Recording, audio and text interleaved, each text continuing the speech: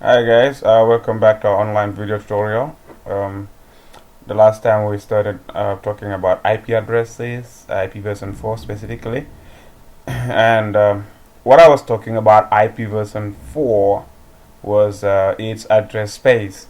So we talked about the IP version 4 address space, the difference between IP version 4 and IP version 6, which I very much like your response, and a lot of you guys responded and gave your you submitted your assignments. I know they're very good. So today we are going to continue talking about IP address. So this chapter 7 of our CCNA is the most handy, and it's very is the longest chapter that you will ever face, because it can take us 3 weeks before we can complete this chapter, before you can have full understanding of this particular chapter.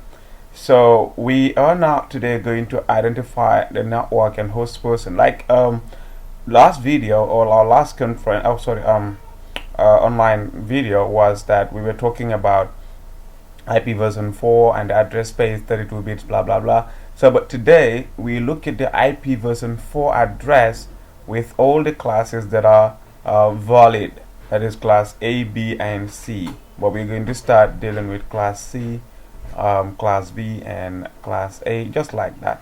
But because class A has a lot of networks, and has a lot of host addresses, class B has equal, and class C has more of network addresses and less host addresses. So we need to identify where the network address is and where the host portions are. So this differs on the different types of classes of IP addresses. So we're going to look at that.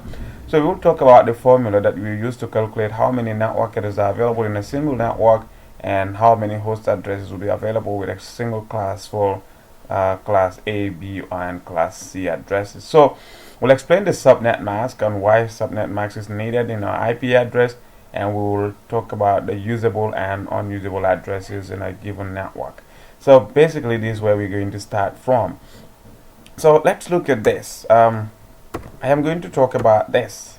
We identified a network and the host person. For example, we have the 10.0.0.0/24. Now this /8. This slash and this number is called the prefix length, and this prefix length is telling you how many of these 32 bits represent the network and how many of those 32 bits represent the host person. Now with 8 here, it is telling you that the first 8 bits of this entire 32 bits of the IP network are part of the network person, meaning the remainder of the 32 bits are part of the host person. So for instance, when we say we have 8 bits in the network, okay, 8 bits in the net, meaning we're going to have 24 bits in the host person, obviously, because if you have 8 subtracted from 32, you are left with 24. So in class A, you have 8 bits that represent the network and 24 bits that represent the host person. And for class B, for example, 172.16.0.0, we have /16. This is telling you that we have 16 bits that represent the network and the other 16 bits representing the host person. So how do we get that? We said 16 in the network and 16 part of the host. Okay, so that is class B. And class C, basically the last but not the least. For example, 192.168.1.0, or you can call it a 0.0, no problem. /24, that is prefix 24. It means here 24 bits represent the network, okay, 24 in net, sorry about that, and 24 in the host portion.